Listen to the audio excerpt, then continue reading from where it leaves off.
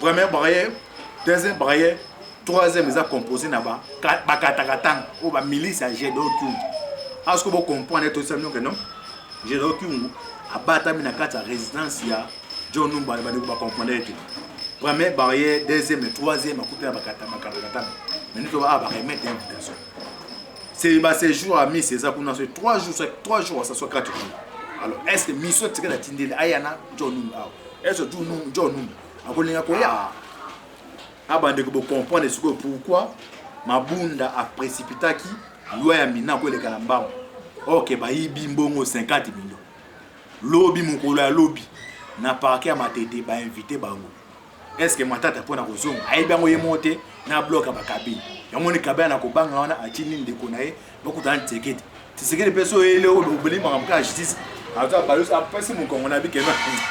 Fachi yo mo abe tisekele da bebi si mwana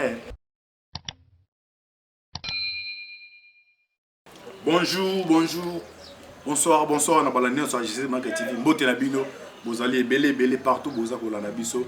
Nandela internet ou on a niveau ya Europe, tout le monde bande kotou, maman Kabasi Charlotte, maman Dédé, maman Konde Chita, na niveau ya Asie, Océanie, en Afrique sans oublier République démocratique du Congo. Après c'est mbote le sous na ndeko caméraman non c'est ma caméra, Roberto na ingénieur Adolphe Ngando.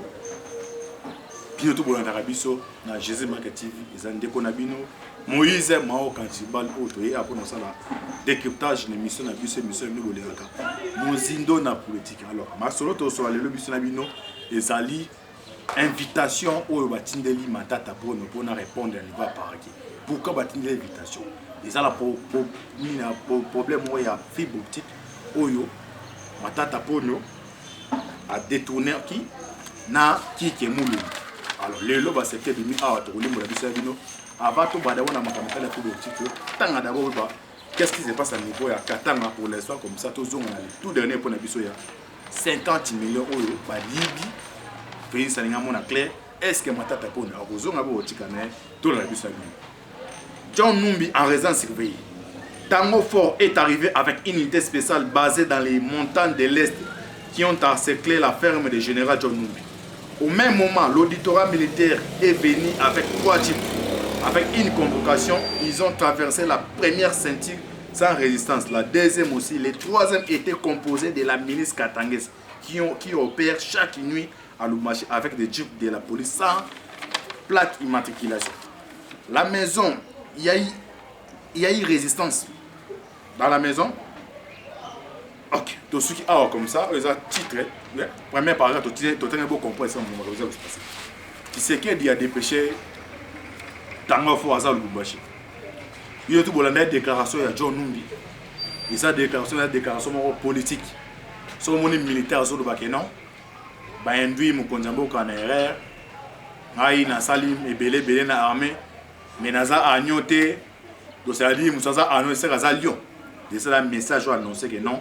Combine c'est comme le caractère il y a qui me cause koya non déclencher instabilité au niveau ni ya katanga alors les agina espère oya ba na arme bazaka pesa ka papa moko tamboka ay moto déclaration sali au faut tikiloté il faut qu'on interpeller alors il s'est passé à niveau ya katanga colonel mo atinda ki invitation colonel wana selon parce John Numba za général na ba grade za la mwana baza 5 na armée ba au gradé ba za mi sata pa mo kabila tika ba azali kolo makasi alors jamais qu'on a reçu une invitation pour na bakamba o sengela ki mutu mo azala même dimension na ye pour aya pour na sani ati une invitation dans ces cas là ce que Konjamboka a dépêché qui le général Amisi Kumba dit Tango Fort to la bateau bolanda wa Amisi a commis pour na comme na résistance na kata résistance a 3 barrières. Première barrière, deuxième barrière, troisième ils ont composé là-bas bakatakatang ou ba milice à Gédokiungu. Est-ce que vous comprenez tout ça que non? Gédokiungu a batami na kata résidence ya John Numba ba comprendre tout. Première barrière, deuxième et troisième à couper à bakatakatang. Mais nous devons remettre l'invitation. C'est ces jours à mis c'est ça qu'on a fait 3 jours ça soit 4 jours. Alors est-ce que mission de la Tindel Ayana John Numba? Est-ce que John Numba akolinga koya? Batie d'abord premier ministre qui n'a pas joué à Boyaki. Alors lelo ninga ne militaire o ya remplacer Sikawana o ba nommer Azakobina. Est-ce que akolinga ya ne aw mais koza koya Dieu merci na niveau à tous les frontières où eza singa singa ya Katanga batie d'aba mesure ya ba communication tout il est surveillé de près les surveillé de près mais bakele wana pendant que les aboula ni koza so monsieur voilà nous simité na kata armée babi discipline les amers armée so quand ça tété on passer dans voie force alors voie force no senga John Numbi général esika za so yo kanga na bande kono bato ba singa singa na malembe à se rendre et pas ya général ami so kaboy l'homme César baben le bâtiment mais je donne les informations il y a un assaut final ezali na carte ya résidence o eza sous forme il y a Ben Osama Ben Laden o bataka documenter boye beso ngindeni wana mutu mo azotala parce que au moins c'est pas mon événement s'est passé par John Numbi vous comprenez que non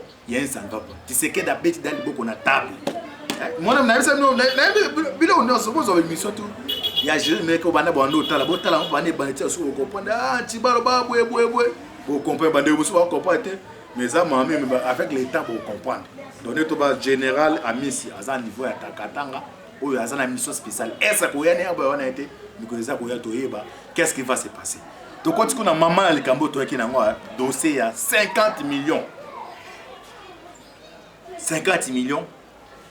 oyo ils a détourné bien oyo ba yibi et pas ya matata poni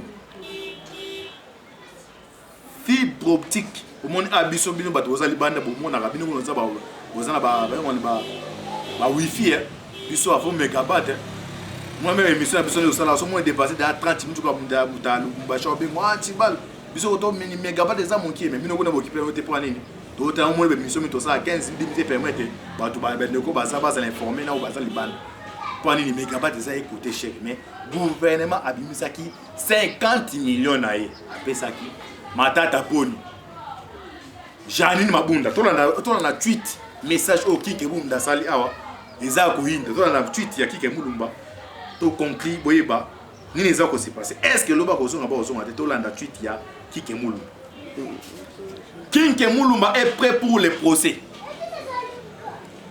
J'ai hâte à ce que cette affaire soit tirée au clair comme toutes les autres. Les différents ministres portefeuille à l'époque vous avez mis sa portefeuille Janine Mabunda. Moi est-ce que tu connais il y a un moment où il a mis na bumbangu moi les kala ya ngo sikoyo la boîte à Pandore et Fumani. Ah la Twitter ya Kike Mulumba pas ça invité. Si vous comprenez pourquoi Mabunda va prester loin mina que les avec no biso to na kata filé ba so biso landa. J'ai hâte à ce que cette affaire soit tirée au clair comme toutes les autres.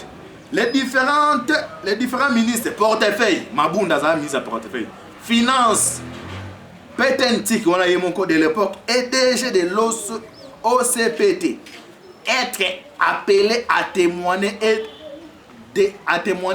pour le détournement. Si détournement, il y a eu être déterminé par la justice.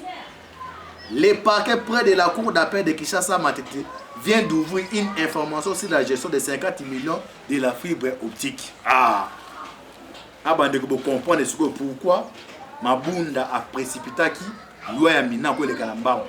OK, ba yibi mbongo 50 millions. Lobby mukolo ya lobby na parquet Matete ba invité bango. Est-ce que matata pona ko zonga ayibi ngo yemonte na bloc ba kabine. Yamoni kabana na ko banga wana atini ndeko nae bokuta ntekete. Tisekele peso ele o obeli mangamba justice. Après c'est mon con on a vu que Fachi moi abe Tisekele da bébé si moi na état de toi. Hein Tisekele da bébé si moi na hein.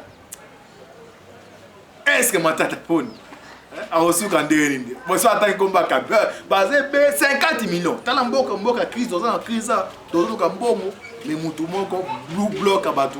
Groupe ba individu bonge belé. Est-ce que Amisi va ozo kana John Numbi? Est-ce que 50 millions matata bonne? Kuna matete on a fo esika. Ne va bien dans la présidence ozo ngana. Mais matete ta esika ba le commune à sphère délimitée. Ya tita molimo ne wana so yekuna obimate. So atangi mabunda.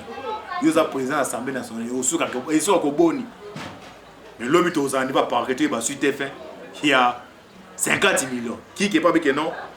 Bah témoin tout ça abeza ou dans RTNC dans Oluba Nyons. Attends il met sa portefeuille à l'époque 2014.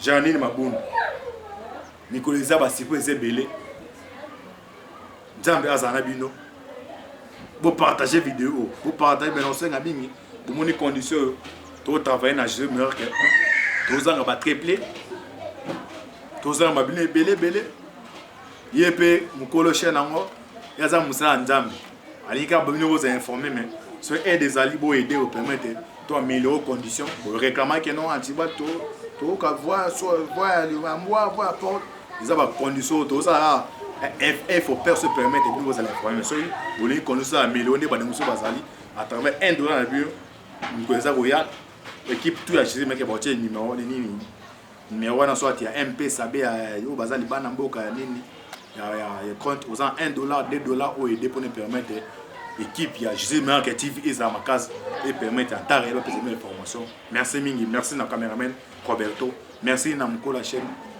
ingénieur Adolphe Ngando pour partager vidéo, pour s'abonner na chaîne Nzamba pambola bino, pour payer ma casse pour na RDC, pour payer ma casse pour Nantibal, pour tous en courage ya koya toujours ko pesa information atare. Nzamba pambola bino, affaire à suivre. Ciao.